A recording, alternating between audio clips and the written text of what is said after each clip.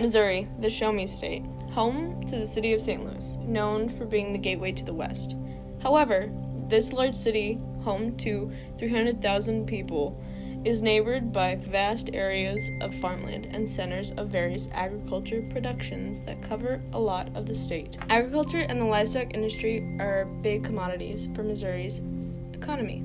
In 2016, Missouri's agriculture, livestock, and forestry industries contributed a combined $88.4 billion. Although these industries may bring in the big bucks for the state, they can have some pretty impactful effects on the environment and all that encompasses it. Missouri's major crops include soybeans and corn. Missouri also ranks second in the United States for the highest number of beef cows.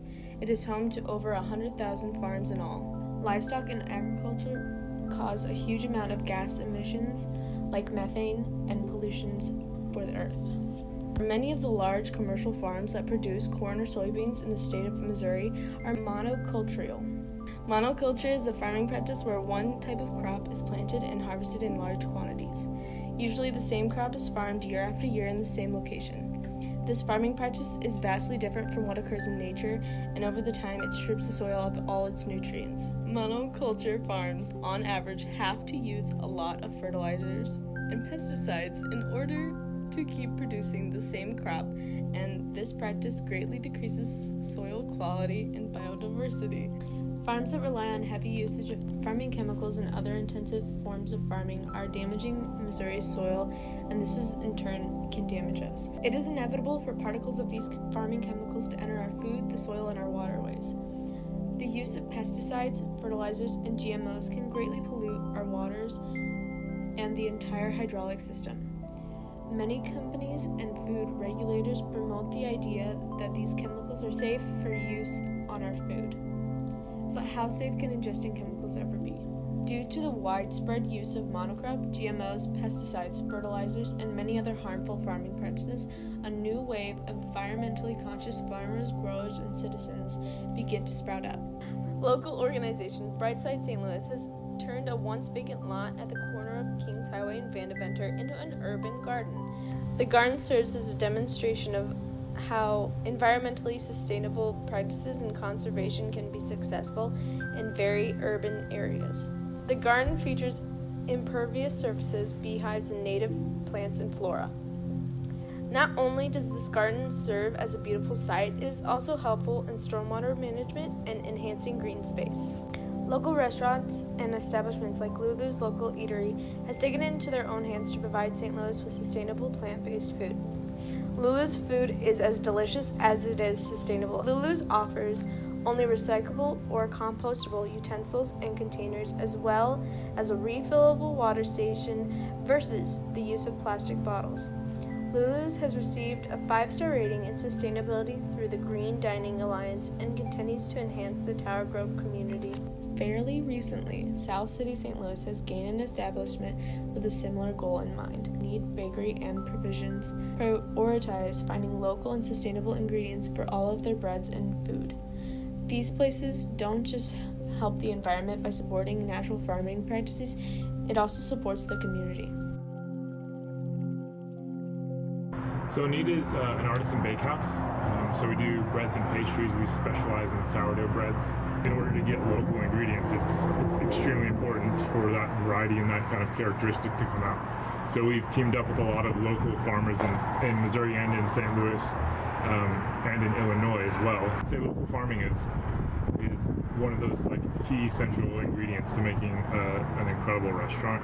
The concept of urban farming is relatively new and continues to grow due to the increasing amounts of food deserts / lack of green space in urban environments. Though the thought of urban farming can be a bit different, one group has been successful enough to make not only one, but 3 successful urban food establishments, helping to show the community and others what they can do to support this new concept.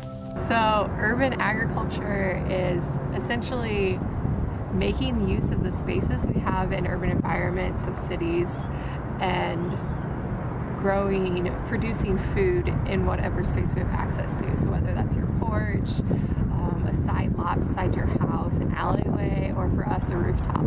last year we had over 250 different varieties of plants just grown on this single rooftop, which is kind of crazy if you think about it, because if you go to the grocery store, you maybe have around 50 different varieties of produce that you can choose from, and we're growing over 250 varieties in this single rooftop. So anytime that you can grow your own food and share it with others kind of opens up the idea that we can each produce at least a small amount in our space, and maybe if each person's producing one thing but you come together, you have many things to share.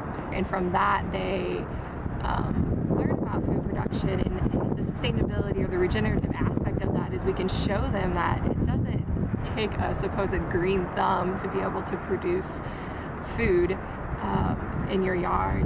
Like the creation of the food is just the beginning, because if we don't educate, then it ends with us, and we don't want it to end with us. It needs to be a generational perspective, and so that bridgeway, this educational space that's intriguing, allows for that to happen. Urban agriculture is not only a sustainable and healthy way to improve food and the access to it in St. Louis, but it can also produce a more inclusive and green city. It can increase biodiversity and stormwater control while lowering our reliance on non-local foods that must travel very far to reach us and the pollution that comes with it. St. Louis citizens greatly benefit from the urban agricultural movement and can also get involved by learning how to grow your own food, leading towards a more plant-based / organic lifestyle, or by even purchasing local food. Everything can help.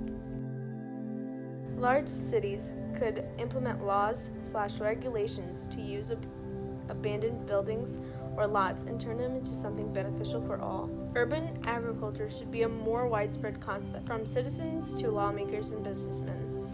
Food can bring communities together, and the community can help make great food.